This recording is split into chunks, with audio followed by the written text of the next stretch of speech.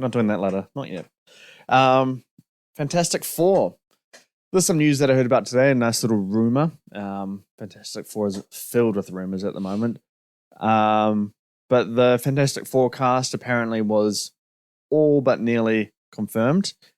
Some reliable sources have, multiple of them had said the same thing of who was in each role. Adam Driver is Mr. Fantastic. Margaret Robbie was Invisible Woman. Paul Mescal was the Human Torch, and David Diggs was the Thing. Mm-hmm. Apparently, the cast have all asked for massive pays. I think it was upwards of 20 million each.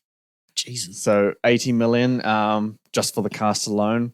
And now Marvel is, I don't know if that's the exact figure, that's just the rumor at this stage. I think obviously Adam Driver and Margaret Robbie could command a lot of money, rightfully so. Especially Margaret Robbie. After the Barbies, she's going to be a very,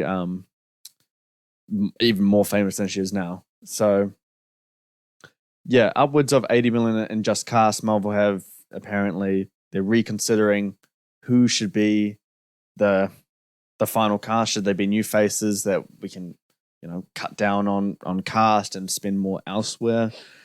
So they're looking at that, and yeah, I mean, what direction do you think they should go? And at the end of the day, should it be new faces or prominent actors who put the final ink in the paper? Damn, I had something to say, but then you threw that side question at me. I'm going to say what I'm saying, and then I'll address that side question. You'll find it. I think, and I said it before on this podcast already when I discussed No More, you cast a role for the best actor and actresses for that role. Mm-hmm. If they think Adam Driver and Margot Robbie is the best for that role, for their franchise, for however long it is, give them the money. But you could just say that, put Leonardo DiCaprio on every single role ever. Yeah. How fucking good. More DiCaprio. Okay, further to that, we'll get to my question. If it's 80 million in cast budget, you sacrifice elsewhere. To be fair, their visuals are already pretty shit. Do you want them worse? Well, I mean, they can't really they can get better on their visuals, but I think, we've already seen how bad it is. We're somewhat accustomed to it. Yeah. Except for Guardians of the Galaxy, that was an outlier. Yeah. But I think, where else are they going to put the money towards? I mean, production, sound, Yeah. So they might as well give it to the talent who would actually, do the role justice for however long contracts they do. Yeah.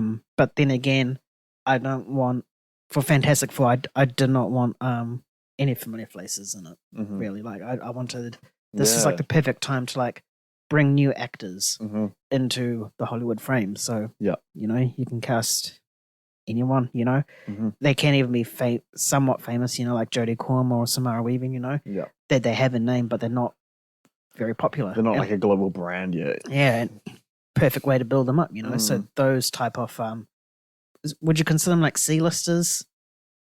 Right, that category, the Samara Weaving probably C-lister, Jodie kind of in between C and B. They're probably C-listers, yeah. A is quite a high mark to get to. Yeah, so around about that C-lister type mark for actors and actresses. Yeah. It's a perfect opportunity to just, build Hollywood, rather than franchise. But I guess, Disney's Disney and all they care about is themselves. So, yeah. They'll do whatever they need to do. Exactly, yeah. But I'm surprised about the other two. Their names do sound familiar, and I can't think off the top of my head. Yeah. If I've seen them in anything, but the fact that they're Little Mermaid for David Diggs, Sebastian. Yeah. And Paul Mescal, I think he got a Oscar nomination recently for After Sun. So right, he's talented. Yeah, I think most of the money should go to Adam Driver, Margot Robbie, because they're already well established names and whatnot. And they will essentially be the leads. Mm-hmm. Yeah. But those other two, that they're not quite up to that level in terms of acting. I don't know if it was 20 million each, but I just know it was around 80 million in cast budgeting. Yeah. Right. Yeah. Which is pretty crazy. But yeah, I disagree with the point that it's best person for the role, because I think when it comes to roles that, there's a lot of bests out there. You could have at least 10, 20 people play a role just as good or nearly as good. with the argument of some people that just make it fully their own, like Robert Downey Jr. and as Iron Man or whatever. It's a balanced effort. The visual effects in Marvel, they are already shit, but it's not like I'm like saying, oh, just sacrifice more of the VFX money, because then it's just going to look unfinished to the point of like horrendous. And I don't want that. It needs to be a balanced effort, which correlates to, your second point, which I do agree with. It should be new faces. And at this point, you don't have to pay them much. You can just pay them like 1 million or 2 million at most, and then just get them in there and, just have them, run the show, get them to, establish themselves within Hollywood, within the MCU. And it's just going to be more fresh to see that rather than seeing Adam Driver and Margot Robbie in an MCU movie. That's going to be a bit weird.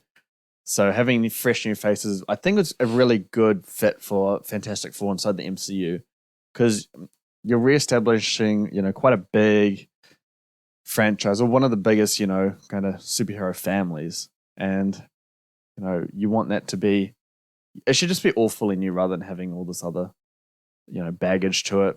Yeah. Even though they would do it well. I know Adam Driver, even Paul Mescal, who's going to be in Gladiator 2, I think he would be amazing as well.